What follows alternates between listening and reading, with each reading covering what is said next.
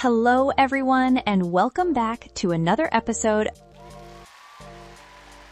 I'm your host, Kim, and as always, I'm joined by my wonderful co-host, Peter.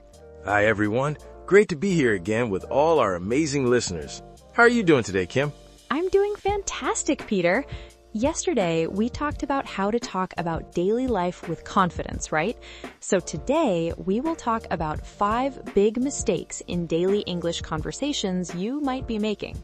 That's a perfect follow-up topic. You know, even advanced English learners can fall into these common traps, and our listeners from both beginner and intermediate levels would definitely benefit from identifying these mistakes. Absolutely. Let's dive right in. One common mistake I hear all the time happens in social interactions when meeting someone new. People often say, "Nice to meet you," even when they're meeting someone for the second or third time.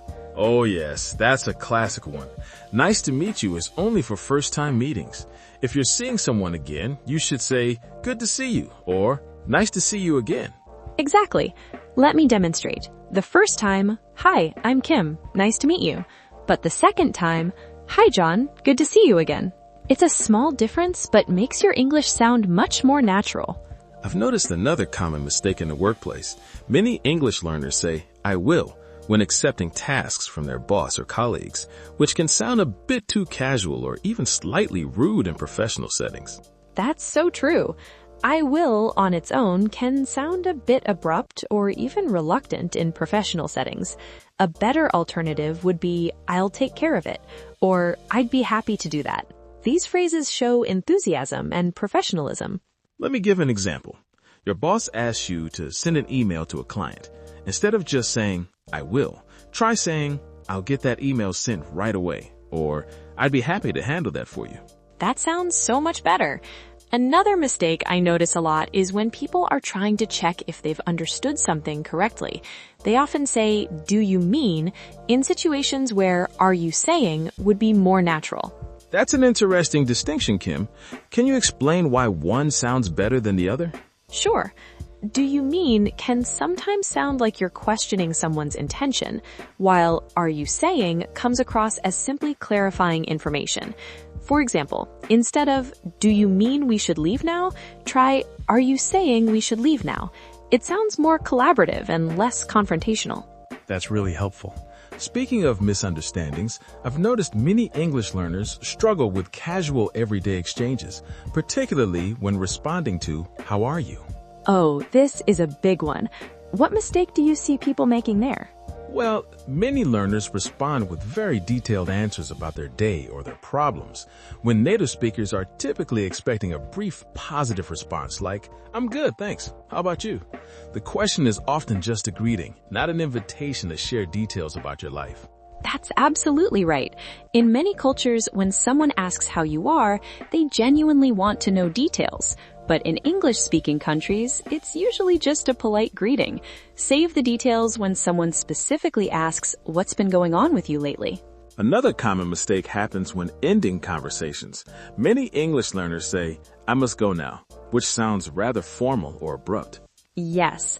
A more natural way to end a conversation would be phrases like, "I should get going," or "I need to run," or even "I'll let you go now," which is considerate of the other person's time. And don't forget to add what you're going to do next or why you need to leave. Something like, "I should get going. I have another meeting in 5 minutes." Or, "I need to run. My daughter's waiting for me at school."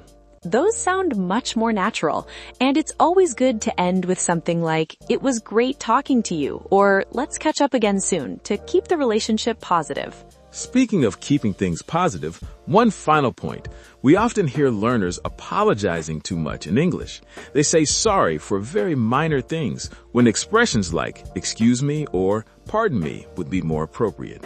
That's a great point. Sorry in English is typically reserved for when you've done something wrong or when expressing sympathy. If you bump into someone lightly, "excuse me" is better than sorry. If you didn't hear what someone said, "pardon me" or "could you repeat that" works better than sorry. Exactly.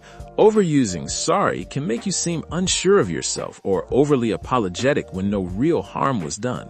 So to recap, we've covered 5 common mistakes: using nice to meet you when meeting someone again, saying just I will in workplace settings, using do you mean instead of are you saying, giving too detailed responses to how are you, and saying I must go now when ending conversations. And we've provided natural alternatives for each of these situations that'll help our listeners sound more like native speakers. Remember, everyone, making mistakes is part of the learning process. The important thing is to be aware of these common pitfalls and practice the alternatives until they become second nature. Absolutely. Practice makes progress. Try using these new phrases in your next English conversation and see how much more natural you sound. That brings us to the end of today's episode. Thank you so much for listening. If you found this helpful, please share it with your friends who are also learning English. And don't forget to tune in next time when we'll be discussing how to express opinions politely in English, a skill that's essential for both social and professional situations. Until then, keep practicing, keep learning, and most importantly, don't be afraid to make mistakes. This is Kim. And Peter signing off. Goodbye, everyone. See you next time.